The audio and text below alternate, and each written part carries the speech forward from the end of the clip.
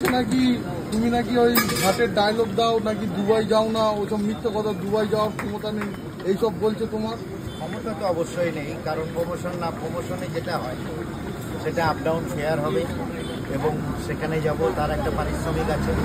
এগুলো set up যতক্ষণ না হয় ততক্ষণ যাওয়া যাবে।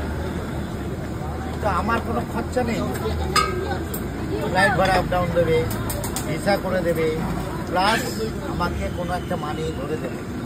সেই ধরা কমপ্লিট হবে, তারপরে না আমি দুবার বিভিন্ন জায়গায় যাই। বেকার গিয়ে কোনো তো লাভ নেই, বেকার আমি যাওয়ার জন্য উপস্থিত নই। আমি প্রমোশন ছাড়া কোথাও যাই।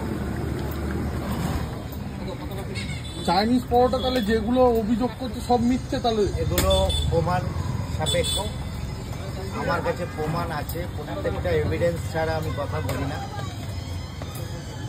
ইতালি যাওয়ার ব্যাপারে তার প্রমাণও আছে।